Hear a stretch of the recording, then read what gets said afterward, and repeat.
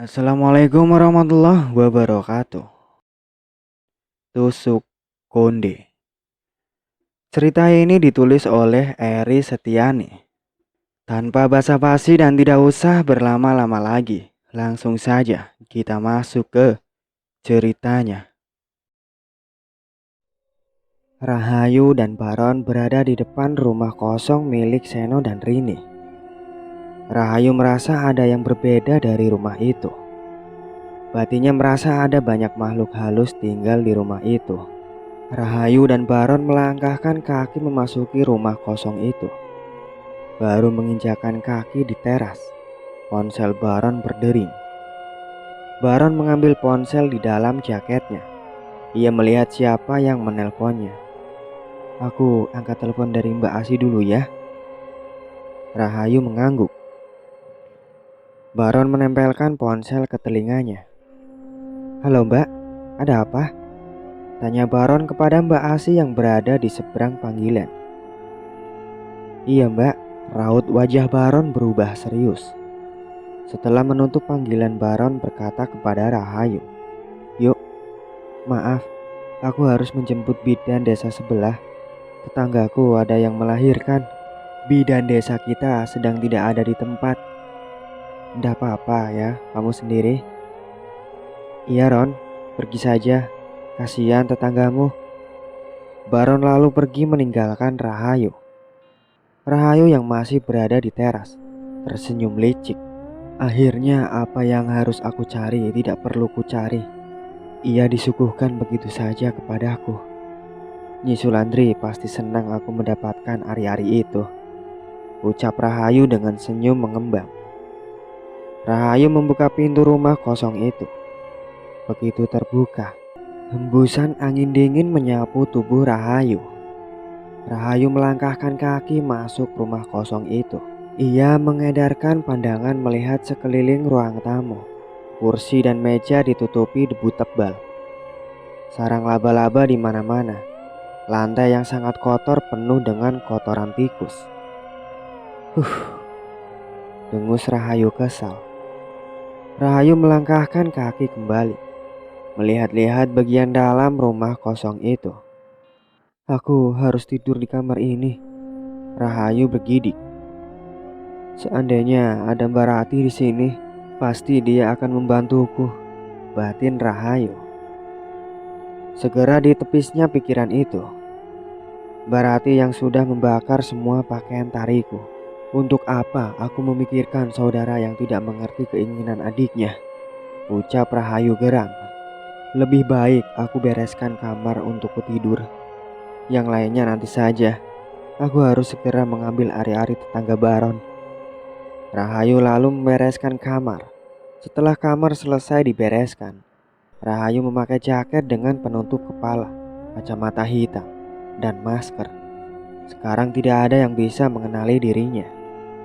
Rahayu keluar rumah ketika hari sudah sore. Ia harus menunggu sampai bayi itu lahir. Rahayu berjalan cepat menuju rumah Baron. Untungnya desa tempat tinggal mereka masih sepi. Tidak banyak warga yang berpapasan dengan Rahayu. Hanya 1-2 orang yang berpapasan dengan Rahayu. Mereka menatap curiga kepada Rahayu. Rahayu mempercepat langkah. Ia tidak ingin menjadi pusat perhatian orang-orang itu. Rahayu sampai dekat rumah Baron. Motor Baron terparkir di halaman tetangga samping rumahnya. Baron terlihat sedang berbicara kepada beberapa orang. Pasti itu rumah tetangga Baron yang akan melahirkan. Mungkin ibu-ibu bermulut pedas itu yang akan melahirkan. Rahayu teringat beberapa hari lalu Mbak Asi dan seorang ibu hamil merendahkannya. "Awas kau, bukan hanya ari-ari bayi anakmu yang akan aku ambil. Suamimu juga akan kubuat bertekuk lutut kepadaku." Rahayu tersenyum licik. Hati dan pikiran Rahayu menjelma menjadi iblis yang penuh rasa dendam. Rahayu berjalan mengendap-endap mendekati rumah itu. Ia naik ke atas pohon yang berada di samping rumah tetangga Baron yang akan melahirkan. Rahayu menunggu sampai malam. Tekadnya sudah bulat. Ia akan melakukan apapun demi menuntaskan rasa sakit hatinya. Takdir tidak adil padaku. Akan kubuat takdirku sendiri dan membalas orang-orang yang menyakitiku. Terdengar suara seseorang wanita merintih di rumah itu. Mas, sakit. Sabar, Dek. Bayi kita sebentar lagi lahir. Kamu harus kuat. Beberapa saat kemudian, terdengar suara wanita mengejang. Lalu terdengar suara bayi menangis. Rahayu tersenyum puas. Ia melompat dari pohon tempatnya bersembunyi dan berjalan mendekati jendela. Hanya ada si wanita yang terbaring lemah di tempat tidur. Si suami dan bidan yang menolong persalinan tidak ada. Ada sebuah kendi di atas nakas di dekat si wanita. Pasti ari-ari bayinya ada di dalam kendi itu. Rahayu melompat ke dalam kamar melalui jendela. Wanita itu terkejut melihat Rahayu masuk ke dalam kamarnya melalui jendela. Siapa kamu? Apa yang mau kamu lakukan? Diam, bentak Rahayu. Wanita itu ketakutan melihat penampilan Rahayu. Ia tidak mengenali orang yang berada di depannya adalah Rahayu. Mas Tok! Rahayu memukul wanita itu sampai pingsan sebelum si wanita menyelesaikan ucapannya. Gegas Rahayu mengambil kendi itu dan keluar melalui jendela. Setelah Rahayu agak jauh dari rumah itu, terdengar keributan di rumah pasangan yang baru dikaruniai anak. Rasakan, umpat Rahayu. Rahayu mempercepat langkah meninggalkan rumah itu. Untung saja Baron tidak tahu pembicaraan mengenai ari-ari bayi yang diinginkan Nyi Sulandri. Ia tidak perlu khawatir dicurigai Baron. Sesampainya di rumah, Rahayu mengunci pintu. Rahayu meletakkan kendi berisi ari-ari di atas meja. Rahayu mengambil tusuk konde di dalam saku bajunya. Belum sempat Rahayu memakai tusuk konde itu, banyak penampakan makhluk halus menarik-narik kendi berisi ari-ari. Mereka saling merebut ari-ari. Bau anyir dari ari-ari itu mengundang mereka mendekat. Rahayu cepat menggulung rambutnya dan mengenakan tusuk konde. Brak! Makhluk halus itu terpental dan kendi mendekat ke arah Rahayu. Seperti ada yang membawakan untuk Rahayu. Cepat makan ari-ari itu, bisik Nyi Sulandri di telinga Rahayu. Saya yang harus memakannya, Nyi. Aku berada di dalam tubuhmu. Cepat makan. Baik, Nyi. Rahayu mengambil segumpal daging berwarna merah di dalam kendi itu. Lalu Rahayu menelan salivanya. Ia merasa jijik jika harus memakan ari-ari itu, dan juga banyak darah segar menempel di sana. Cepat! Rahayu gemetar memasukkan daging berwarna merah itu ke dalam mulutnya. Ketika ari-ari itu masuk ke mulutnya, Rahayu berubah menjadi menikmati apa yang dimakannya. Tidak ada rasa jijik sama sekali. Darah yang masih menempel di ari-ari menempel juga di mulutnya, hingga mulut Rahayu bau anyir. Rahayu menjilat jari-jarinya yang penuh darah. Ada dua sisi di dalam hatinya. Satu sisi ia tidak menerima hal gila yang dilakukannya ini. Satu sisi lain, begitu menikmati perbuatannya ini. Hei anak manusia, awas sampai pendirianmu goyah.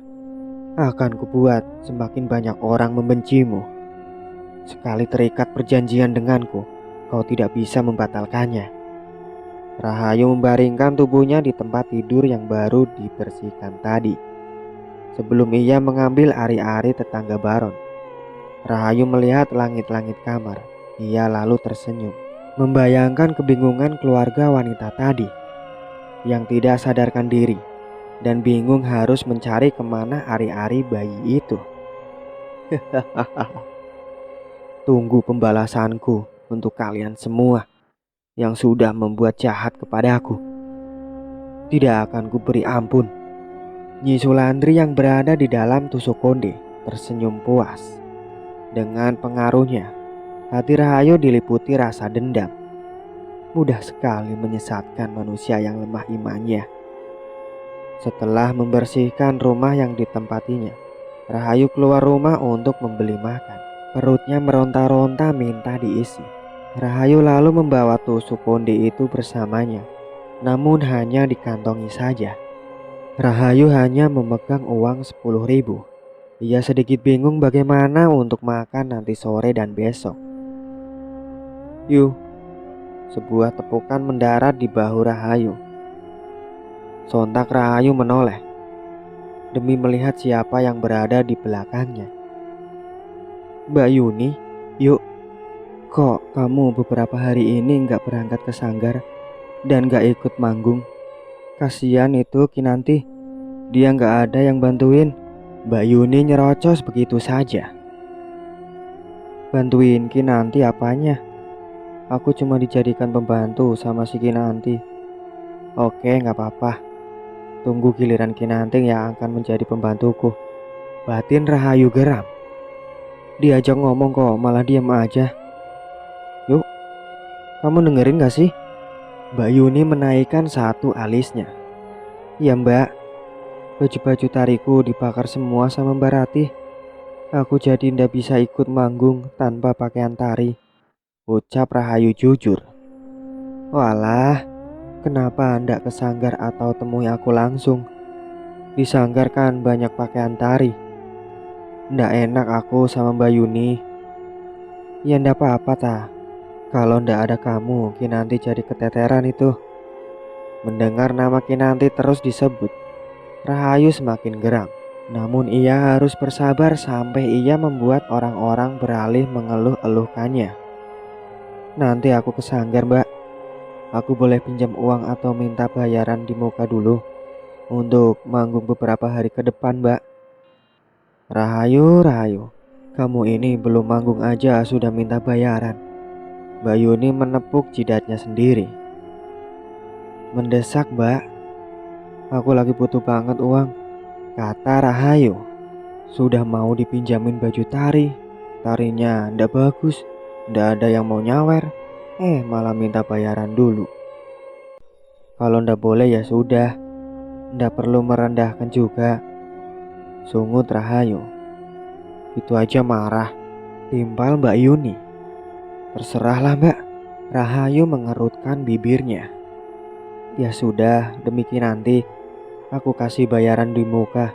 Mbak Yuni membuka dompet yang dipegangnya dan mengeluarkan 3 lembar uang 100.000. Ini bayaran untuk 3 kali manggung. Mbak Yuni menyerahkan uang itu kepadaku. 3 kali manggung cuma 300.000. Dikit banget, tandas Rahayu. Orang tarian kamu aja ndak ada yang ngelirik. Masih untung loh, 300.000 untuk penari ndak laku kayak kamu. Ya wes, Rahayu menerima 3 lembar uang 100.000 dengan wajah ditekuk. Nanti malam jadwal manggung di tempat Busri dan Pak Tukima. Jangan lupa berangkat. Kalau tidak aku ambil lagi uang itu, ucap Mbak Yuni sambil menunjuk uang yang dipegang Rahayu. Iya. Ingat yuk, kasihan Kinanti jika kamu tidak datang. Pusing aku ndak ada kamu. Harus nurut kemauan Kinanti yang inilah, yang itulah, banyak maunya. Dia pikir aku juga mau disuruh Kinanti, batin Rahayu sambil melirik sinis kepada Mbak Yuni. Kenapa kamu liatin aku kayak gitu? Tukas Mbak Yuni. Ndak apa-apa, aku pergi dulu. Rahayu melangkahkan kakinya kembali meninggalkan Mbak Yuni sendiri. Jangan lupa yuk, teriak Mbak Yuni. Iya mbak, sahut Rahayu tanpa menoleh. Hati Rahayu sangat dongkol. Kenapa selalu Kinanti yang disayangi semua orang? Untuk apa aku pergi manggung malam ini kalau hanya jadi budak si Kinanti, batin Rahayu. Hei, kamu lupa, ada aku bersamamu. Apapun yang kamu inginkan bisa terwujud, bisik Nyi Sulandri di telinga Rahayu. Rahayu tersenyum mendengar bisikan Nyi Sulandri di telinganya. Aku harus cepat berangkat. Sebelum Mbak Yuni marah-marah, Rahayu menyambar tas lembang miliknya. Tiba-tiba sebuah notif pesan masuk. Cepat yuk, kamu langsung saja berangkat ke rumah Busri dan Pak Tugiman. Iya mbak, ini juga mau berangkat. Setelah membalas pesan Mbak Yuni, Rahayu bergegas meninggalkan rumah dan pergi ke tempat Bu Sri dan Pak Tukiman. Di rumah Bu Sri dan Pak Tukiman, Rahayu celingak-celinguk mencari Mbak Yuni. "Hei, Rahayu, kesini cepat!" bentak sebuah suara dari sebelah kiri Rahayu berada. Rahayu menoleh. Di sebelah kirinya berdiri Kinanti dengan angkuhnya. "Cepat kesini yuk, aku capek. Pijitin kaki aku sebelum manggung," ucap Kinanti sambil berkacak pinggang. "Cih, kamu pikir aku pembantumu? Aku juga mau mempersiapkan diriku buat manggung." "Hei, kamu ini penari ndalaku. Nggak usah sok-sokan," timpal Kinanti. "Tutup mulutmu," ucap Rahayu sengit. "Kamu bisa apa? Penari payah, ndak laku," ejek Kinanti. Rahayu mengepalkan tangan geram. "Awas kau Kinanti, lihat saja. Akan kubuat kau menyesali ucapanmu itu," batin Rahayu. Kinanti lalu pergi meninggalkan Rahayu. Tak lama kemudian ia kembali bersama dengan Mbak Yuni. "Tuh Mbak, penari ndak laku ini berani sama aku dan ndak mau nuruti perintahku," Kinanti menunjuk Rahayu. Rahayu yang masih sangat kesal tidak menanggapi ucapan Kinanti. "Rahayu, sudah dibilang kemarin, kamu itu harus membantu Kinanti," tandas Mbak Yuni. "Dia suruh aku pijat kakinya. Mana aku mau Mbak. Kita sama-sama penari dan aku pun lebih senior darinya. Dia itu hanya penari baru," tunjuk Rahayu pada Kinanti. "Walaupun senior, kamu itu penari murahan, ndak laku. Lihat aku, baru 3 bulan menari sudah banyak penggemar," ucap Kinanti dengan sombongnya. Rahayu semakin kesal pada Kinanti yang sombong dan selalu membanggakan diri. "Nyi Sulandri, kapan aku bisa mengalahkan manusia yang ada di hadapanku ini?" ucap Rahayu dalam hati. "Bersabarlah dulu. Tunggu sampai kau mulai menari." "Baiklah Nyi. Yuk, kamu ini aku minta menari semata-mata karena Kinanti. Jadi jangan menolak permintaan dia," bentak Mbak Yuni. "Iya," sungut Rahayu. "Cepat masuk dan lakukan permintaan Kinanti. Nanti baru aku beri pakaian tari untukmu," titah Mbak Yuni. Gumam Rahayu kesal. Kinanti tersenyum puas melihat Rahayu menuruti permintaan Kinanti. Mbak Yuni dan Kinanti masuk ke dalam, diikuti Rahayu di belakang mereka.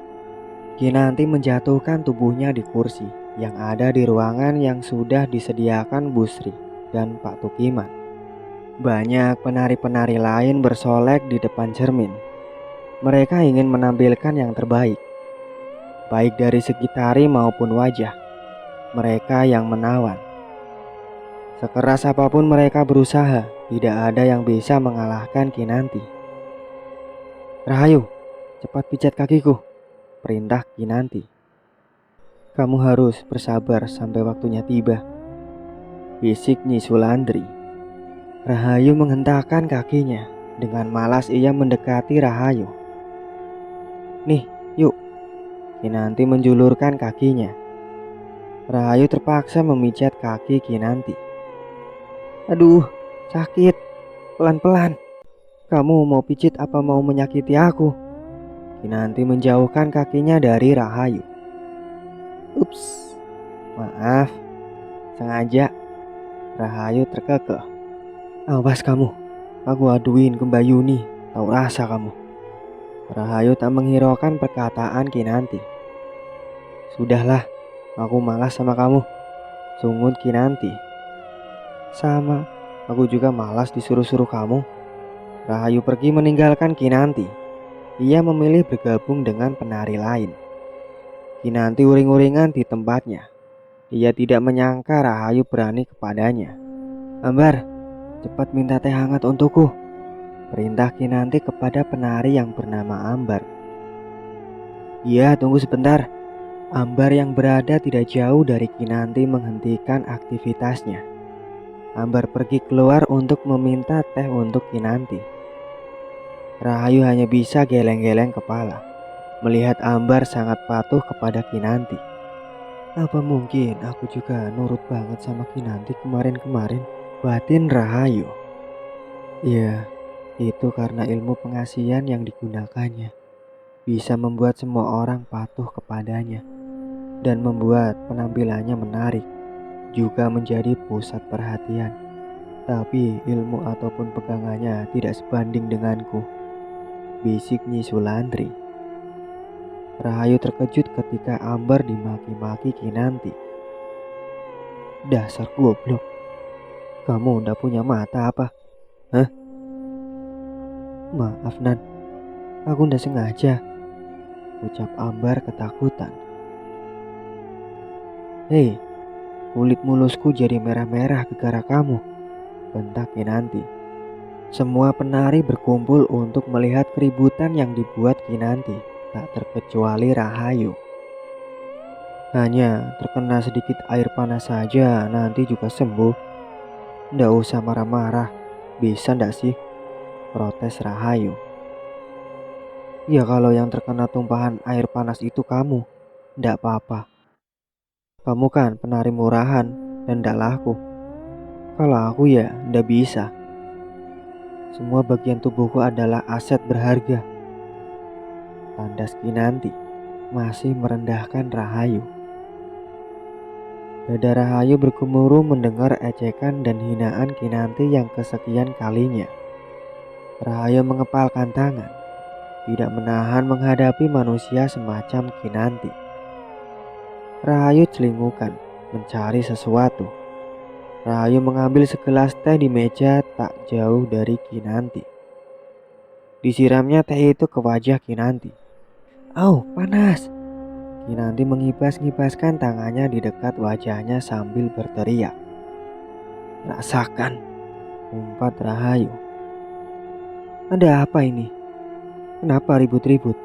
tanya Mbak Yuni dan Mas Putra, pemilik dan pembimbing sanggar tari di mana Rahayu dan teman-temannya menari. "Lihat apa yang dilakukan penari ndak laku ini padaku, Mbak, Mas," adu Kinanti. "Kenapa wajahmu memerah seperti itu, Nan?" tanya Mas Putra. "Wajahku disiram teh panas Rahayu, Mas Putra," jawab Kinanti, yang masih mengibas-ngibaskan tangannya di dekat wajahnya sendiri. "Rahayu, kenapa kamu lakukan itu?" tandas Mbak Yuni. "Salahnya sendiri berisik banget," timbal Rahayu, tanpa merasa bersalah sedikit pun. "Tapi ndak harus begitu juga yuk," ucap Mbak Yuni yang mulai luluh kepada Rahayu. "Loh, Mbak Yuni kok ngomongnya gitu ke Rahayu? Harusnya Mbak Yuni marahin Rahayu," ucap Kinanti tak terima. Mbak Yuni diam, tidak menanggapi perkataan Kinanti. Dalam hati Mbak Yuni sedikit bimbang. Apakah yang dikatakannya salah atau betul? "Tenang saja Rahayu, wanita itu sudah terpengaruh sedikit dengan kekuatanku," bisik Nyi Sulandri. Rahayu tersenyum puas mendengar bisikan Nyi Sulandri. "Lebih baik kamu ndak usah manggung dulu, Nan, untuk malam ini," pinta Mas Putra. "Tapi bagaimana dengan mereka yang menantikan tarianku?" protes Kinanti. "Benar kata Mas Putra, kalau ndak enak jangan dipaksakan," timbal Ambar. "Diam kamu!" bentak Kinanti pada Ambar. Ambar seketika menutup mulut, mendapat bentakan dari Kinanti. "Cih, kalau jadi kamu, ogah aku Bar," ngomong sama Kinanti, tukas Rahayu. "Bukan urusanmu." Kinanti menatap Rahayu penuh amarah. "Iya, memang bukan urusanku." Rahayu berlalu meninggalkan Kinanti dan orang-orang yang mengerubungi Kinanti. Kinanti mengepalkan tangannya. Geram. Baru kali ini ilmu yang dimilikinya tidak mempan ke seseorang. Biasanya dengan mudah Kinanti bisa memerintahkan orang dengan mudah. Sudah Nan, mungkin memang kamu harus istirahat untuk malam ini, ucap Mbak Yuni. Kinanti terpaksa menyetujui usul Mbak Yuni dan Mas Putra. Ambilkan aku air dingin, Bar, perintah Kinanti pada Ambar. Ambar mengangguk. Ia lantas pergi meninggalkan Kinanti. Rahayu geleng-geleng kepala melihatnya. Bodoh sekali kau, Bar. Mau-maunya diperbudak Kinanti. Beberapa saat kemudian Ambar kembali dengan membawa wadah berisi air dingin. Kompres wajahku dengan air itu, Bar, perintah Kinanti lagi.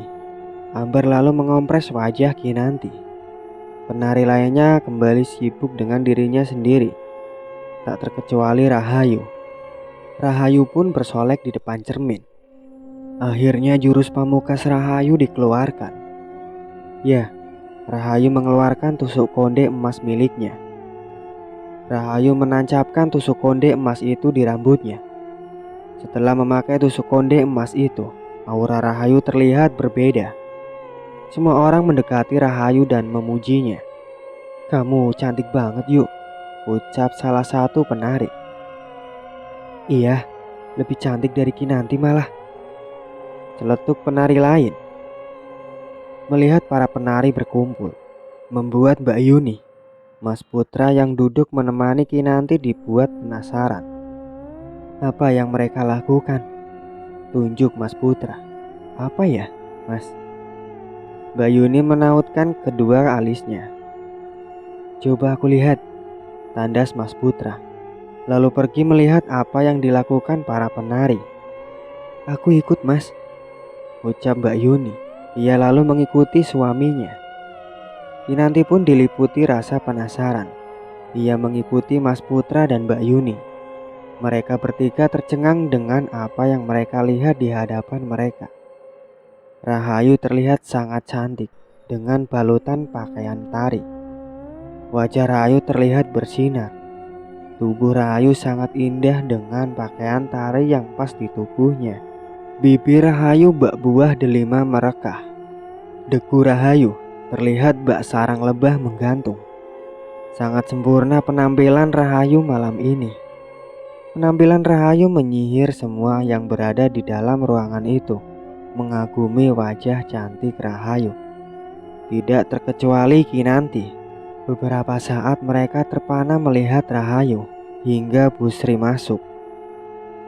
Mbak Yuni, kenapa belum dimulai? Sudah banyak tamu yang datang, ucap Busri. Iya Bu, ini mereka sudah siap. Ayo semuanya, sudah banyak tamu berdatangan. Mari kita hibur tamu-tamu Busri dan Pak Tukiman. Satu persatu semua penari keluar dari dalam ruangan. Mereka menuju panggung. Di tempat mereka menari. Selain tamu, semua banyak warga yang berkumpul untuk melihat tarian. Kinanti, Kinanti. Banyak suara mengeluh-eluhkan nama Kinanti. Rahayu yang masih di dalam ruangan mengepalkan tangan geram mendengar nama Kinanti disebut-sebut. Yuk, ayo keluar. Semoga malam ini penampilanmu memukau dan bisa menggantikan Kinanti. Mbak Yuni menepuk bahu Rahayu lembut. Sikapnya berubah baik kepada Rahayu. Kinanti yang mendengar perkataan Mbak Yuni tidak terima. Tidak ada yang bisa menggantikan aku, Mbak. Diamlah kau, Kinanti, bentak Mbak Yuni. Kinanti yang mendapat bentakan dari Mbak Yuni terkejut. Rahayu tersenyum puas melihat ekspresi yang ditunjukkan Kinanti. Iya Mbak, aku akan segera keluar. Ada sesuatu yang harus aku lakukan sebentar Mbak, ucap Rahayu. Cepat ya, tukas Mbak Yuni sambil berlalu keluar ruangan. Iya Mbak. Rahayu mendekati Kinanti. Ia tersenyum miring. Kasihan sekali kamu Nan, tidak bisa manggung malam ini. Kamu harus merelakan orang-orang mengeluh-eluhkan aku. Jangan bangga kamu, Yuk. Tidak akan ada yang bisa menggantikan aku. Bekik Kinanti. Kita lihat saja. Rahayu meninggalkan Kinanti. Begitu Rahayu keluar, semua mata tertuju pada Rahayu. Orang-orang yang menyebut nama Kinanti terdiam. Mereka terpukau melihat wajah Ayu Rahayu. Alunan musik dari gamelan dan alat musik tradisional lainnya mengiringi tarian Rahayu dan penari lainnya. Rahayu menari dengan lemah gemulai di atas panggung. Penampilan Rahayu malam ini benar-benar memukau. Semua mata hanya tertuju pada Rahayu. Banyak saweran yang didapat Rahayu malam ini. Kinanti yang mengintip dari balik pintu menghentakkan kaki. Kesal. Kenapa sekarang Rahayu yang menjadi pusat perhatian? Omel Kinanti. Tidak apa-apa untuk malam ini, karena aku tidak bisa tampil. Tunggu sampai aku menarik kembali, ucap Kinanti, menenangkan dirinya sendiri. Walau dalam hati ia mengkhawatirkan dirinya tersaingi Rahayu. Rahayu turun dari panggung dengan bangga. Ia masuk ke dalam ruangan yang sudah disediakan. Rahayu duduk di kursi. Ia meregangkan otot-ototnya. Panas banget sih, ucap Rahayu sambil mengibas-ngibaskan uang hasil saweran yang didapatkannya. Aku mau minum air dingin. Tolong siapa yang mau mengambilkan untukku, tukas Rahayu. Aku ambilkan yuk. Nita yang berada di dekat Rahayu menyahut. Iya, tolong ya. Nita berlalu keluar ruangan dan kembali dengan segelas air dingin di tangannya. Ini yuk, air dinginnya. Nita menyodorkan segelas air dingin kepada Rahayu. Terima kasih. Kinanti meremas selendang yang dipakainya. Hatinya bak bara api. Terasa panas melihat orang-orang memperhatikan Rahayu. Rahayu menghitung saweran yang didapat malam ini. 2 juta rupiah. Tandas Rahayu senang. Menari semalam saja segini yang kudapat. Bagaimana kalau 1 bulan? Pasti banyak sekali yang kudapat. Tentu saja, karena akulah mereka mengagumimu, bisik Nyi Sulandri. Iya Nyi, terima kasih. Aku pulang dulu ya. Rahayu berpamitan kepada penari lainnya. Ia melirik Kinanti sekilas. Wajah Kinanti tampak kusut. Rahayu tertawa kecil melihat itu. Ada apa yuk? Kenapa tertawa? Tanya salah satu teman menari Rahayu. Tidak apa-apa. Aku cuman ingat tikus yang berada di rumahku. Besar sedikit saja sudah berani. Tadi aku pukul sedikit saja sudah KO, jawab Rahayu dengan penuh penekanan, bermaksud menyindir Kinanti. Ih, yuk, menjijikan sekali. Kamu berani memukul tikus, timpal teman penari lainnya tanpa mengetahui arah pembicaraan Rahayu. Terpaksa, daripada nanti aku digigit tikus. Hahaha. Penari yang lain menimpali. Ndak lucu, sungut Kinanti. Hidungnya kembang kembis. Aku memang ndak bikin lelucon, tandas Rahayu. Rahayu lalu meninggalkan kediaman Pak Tukiman dan Bu Sri. Rahayu berjalan sendiri pulang ke rumah yang ditempatinya. Biasanya ia dijemput kakak iparnya, Ruslan. Langit gelap, tidak ada satupun bintang.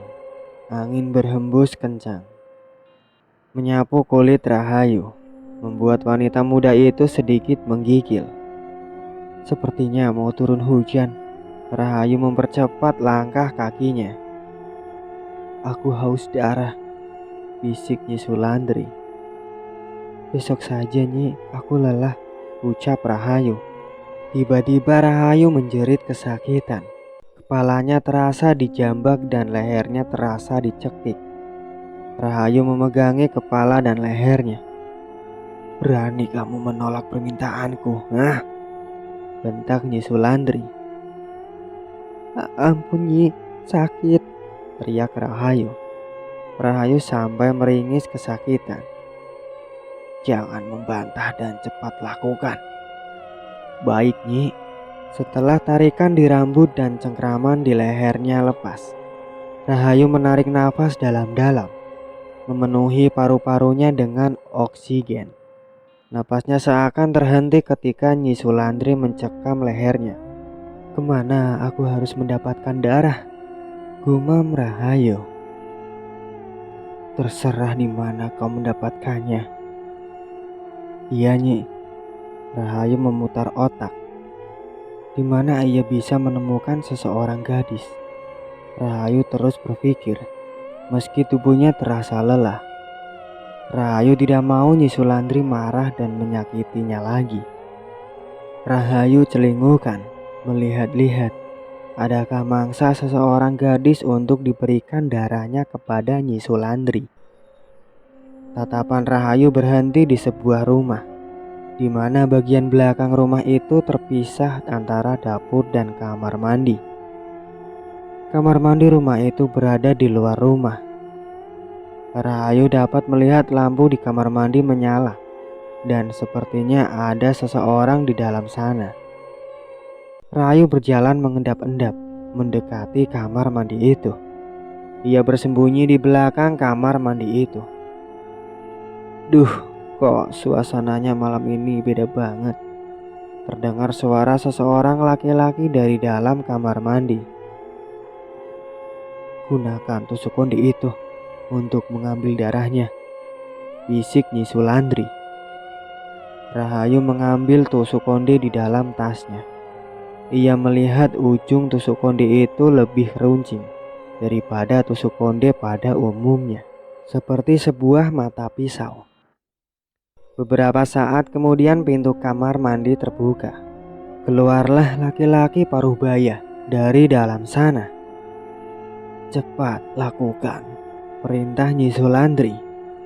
Tubuh Rahayu bergetar hebat begitu ia mendekati pria yang berada tak jauh di depannya. Langkah pria itu berhenti ketika Rahayu berada di belakangnya. Sepertinya pria itu menyadari ada seseorang di belakangnya. Pria itu berbalik ke belakang. Ia terkejut melihat Rahayu berada di belakangnya. Loh, Rahayu, ada apa malam-malam kesini? Tanya pria paruh-baya yang ternyata mengenal Rahayu. Aku habis manggung, Pak De, dan baru pulang. Aku kebelet buang air kecil dan kebetulan lewat rumah Pak De. Jadi aku putuskan kesini saja, Pak De, jawab Rahayu terbata-bata. Oh, ya sudah. Di mana Ruslan? Biasanya kakak iparmu itu yang selalu antar jemput kamu. Mbak Rati sakit, Pak De. Aku berangkat dan pulang sendiri, ucap Rahayu beralasan. Ya sudah, kalau kamu mau ke kamar mandi, Pak De masuk dulu ya. Iya, Pak De. Pria parubaya itu kembali berjalan menuju rumah. Cepat lakukan, Rahayu.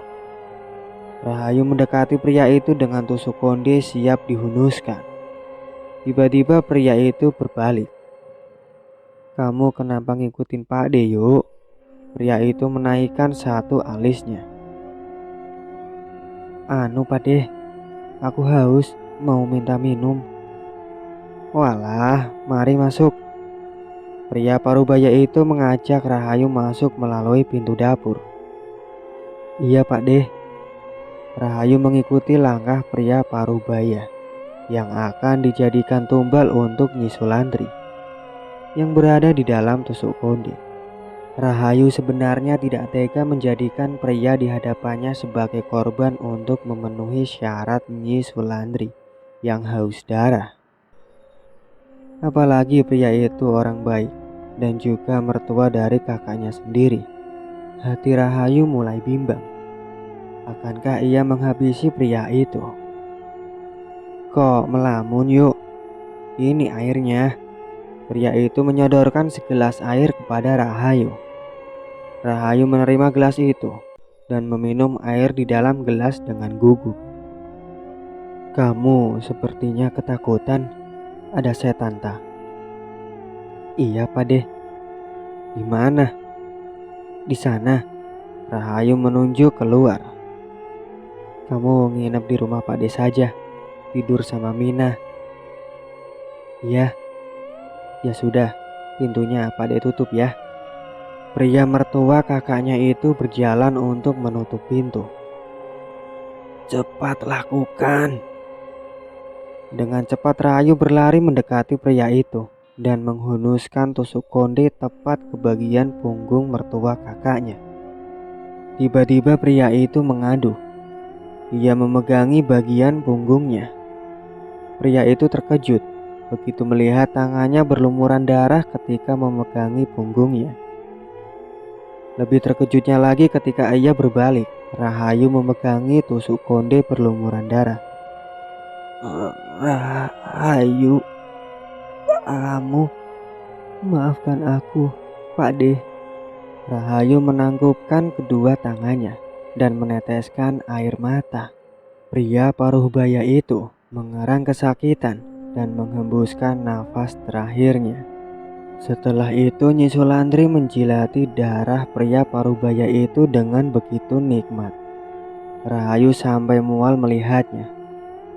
Lalu ia memalingkan wajahnya. Tidak tega melihat hal menjijikan dan mengerikan di hadapannya. Setelah darah pria itu habis, Nyi Sulandri masuk kembali ke dalam tusuk konde emas.